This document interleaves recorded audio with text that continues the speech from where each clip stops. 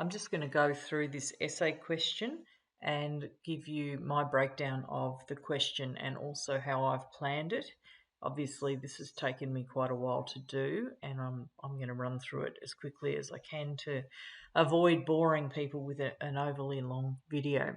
So the question is, Rooke's quest to discover his identity leads him to extraordinary places. Discuss.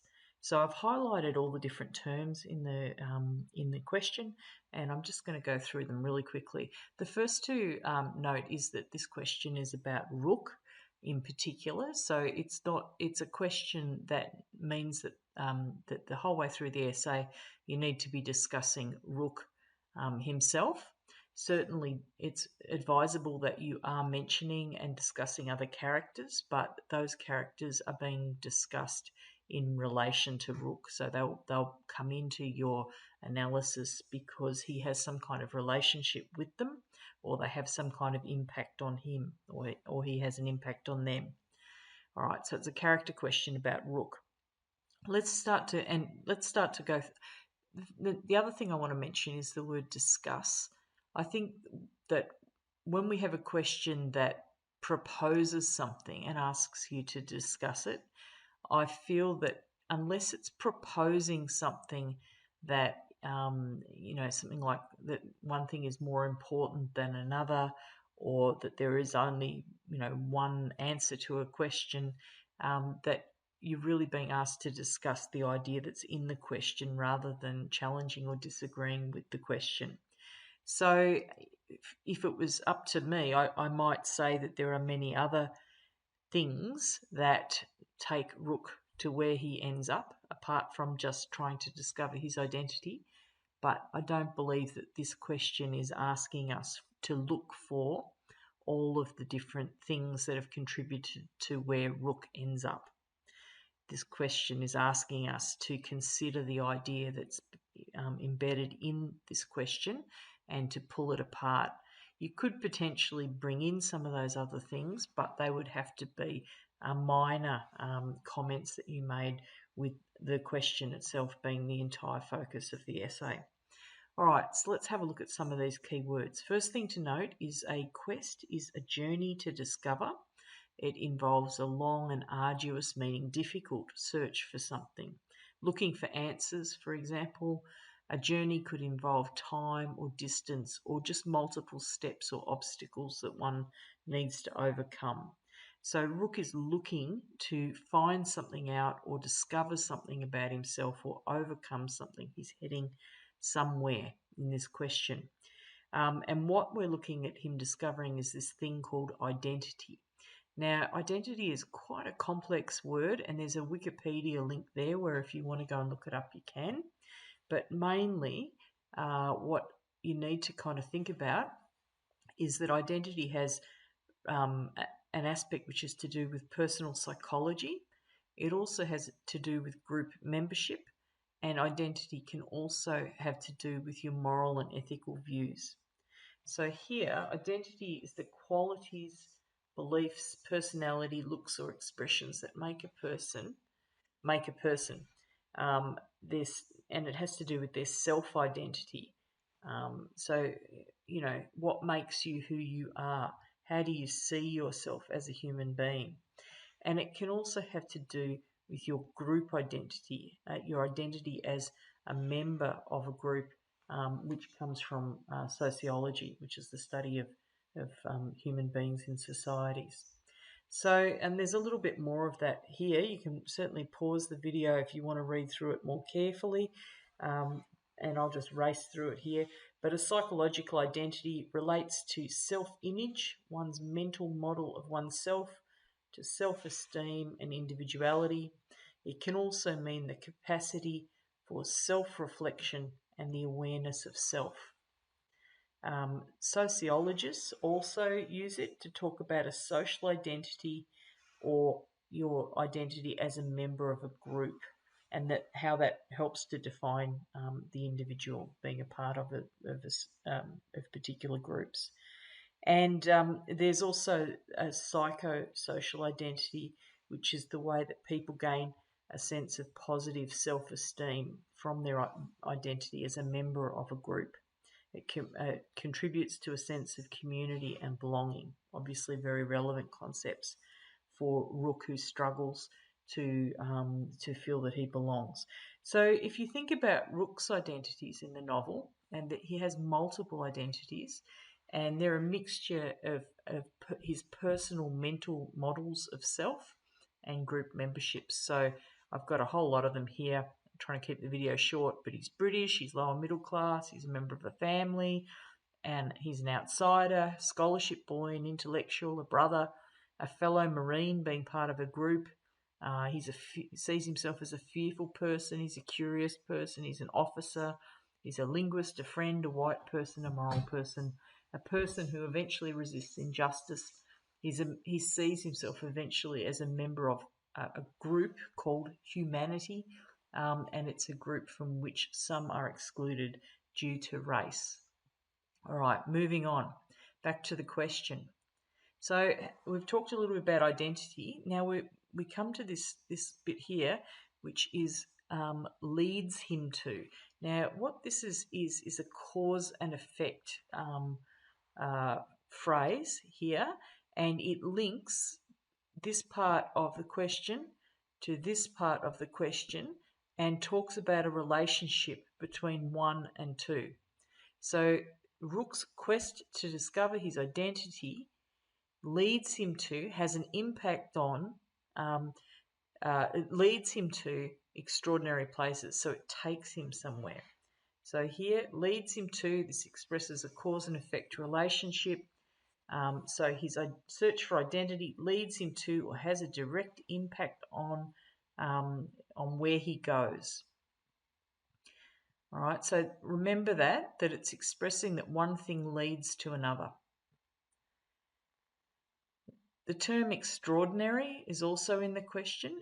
It's extraordinary places, not just places, but extraordinary places. So as you're considering this question, extraordinary means outside of normal, what most other people of his time would not experience, or something that was radically different for him. So when you're talking about the places he goes, try to highlight what's extraordinary about them. Okay, now places. This is really important. I've left it to last. It's very important. What could places mean? Now, there are literal places involved in this novel. He goes geographically. He does go to extraordinary places for a man of his time. He goes to Antigua in the Caribbean, to Chesapeake Bay, which is in Virginia, in America. He goes to New South Wales at the time of the first fleet. He experiences the frontier and some of the first encounters between Europeans and Aboriginal people. So there are some extraordinary literal places that he goes to there. And in a sense, his search for identity does take him to those places. But also, I think, far more deeply, or perhaps this is where your essay can become far deeper, is to talk about the metaphorical places that he went, looking at his own mind and behaviour. So we often talk about being in a certain place metaphorically. I was in a really bad place back then. We might be talking about something emotional to it that has happened to us, or perhaps in terms of our career, we're in a good place or a bad place or whatever. So it's used frequently in that sort of metaphorical sense, and I think the question really does want us to talk about that. And in fact, after some thought, I've decided to organise my own essay paragraphs. I'm going to organise them around the metaphorical places that I think Rooke goes to, and I'm going to bring in the geographical places within my discussion of these, because I think that these geographical places he goes to have an impact, or they're totally bound up with the metaphorical places he goes to in his own mind. So the first paragraph is going to be talking about going to a place of understanding of himself and his society. And the second paragraph is going to be looking at going to a place of empathy and cross-cultural appreciation that transcended the racial and cultural Eurocentrism of the time. So that paragraph's going to be about him breaking free of the European way of seeing the Indigenous population and being able to see them in a different way, and forge relationships with them. And the third place that I'm going to talk about him going is a place of courage and resolve, where he's able to resist injustice at any cost, because that's quite an extraordinary place he gets to, where he's able to defy the British. So that's what I'm going to do, and here's my plan, which I'm going to, I've got, you can obviously get a copy of this. So I've got here in blue, I've got my topic sentences, and then underneath I've got just dot points for what I thought I'd put in the paragraphs. So it looks like that. Now, the thing to note with topic sentences is each one of them should have the question clearly in it. So there will be something about his identity, then there'll be that cause and effect leads to, and then there will be the place that I'm saying he goes to. Okay, so you'll see in each of these paragraph questions, so we've got Rooke's personal quest for a sense of belonging leads him to, so his sense of belonging is that identity part. Then I've got leads him to a nascent critique of the nature of society, of the society he is embedded in. Nascent just means, young or emerging. So what he goes through in order to try to understand himself and where he fits into his society eventually leads to him forming some criticisms of that society as he understands it and himself better. And I've got, I don't want to make this a really long video, but I'm going to use all of the stuff from part 1 in that and finish up with his disillusionment in the military when he experiences the hanging and battle, and when he discovers what the British imperial machine is really all about and how powerless and expendable he is within it, and how that kind of destroys that brief feeling of being a part of the group and belonging that he initially feels when he goes into the military. So I'm going to use part 1 for that paragraph there. From there, I'm going to paragraph 2, and I'm going to have that same model again. Rooke's attempts to forge an identity in New South Wales as a translator and expert on the natives. So that's my identity, that he's trying to forge an identity in this particular way, propels him on, and that's that cause and effect leads to. And here we go with the place that leads him to, an extraordinary path of cross-cultural discovery and transformation. Okay, so that's he changes the way that he views the world from viewing it through European eyes to somebody who can see it through the eyes of others.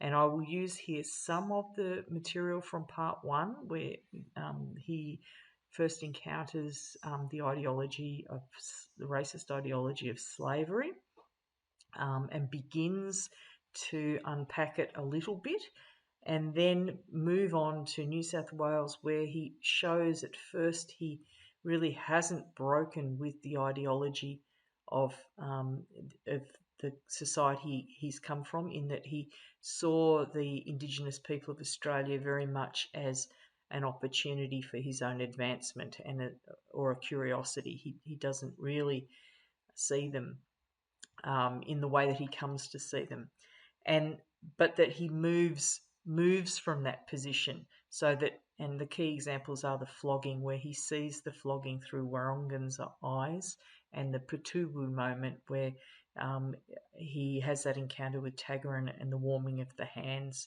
where he sees the differences between the two societies through that moment, and the way that the British society tends to have an individualistic approach to property and wealth, where you have something, you keep it for yourself, you put your own hands in your pockets, whereas in a more communal society based on sharing of wealth, which is the Indigenous culture, the warming of the hands is then shared with somebody else. So that's paragraph 2.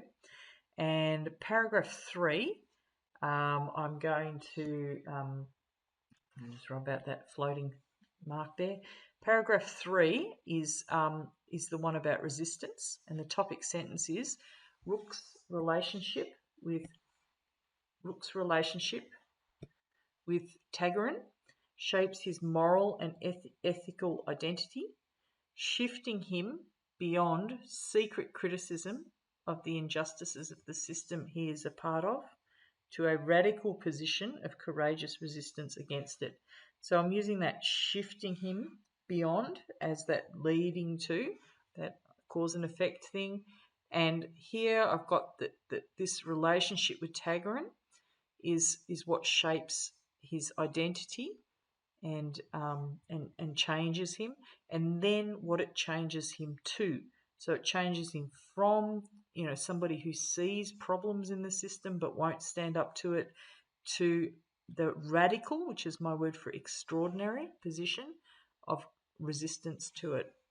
And then I've got a series of examples here where you've got the examples before that where he is uncomfortable with a range of things that happen, but he does nothing about them. Then he's shifting consciousness when he sees that he is if he does not stand up to injustice, he's a party to it and just as culpable. And then the escalation of his resistance, where he warns Tagarin, he shoots to miss on the party when they go out. He then walks off the job, so to speak, and then that escalates further when he's openly defiant of the governor. And then finally, where he ends up in part 5 as a lifetime abolitionist, someone who spends his time saving slaves.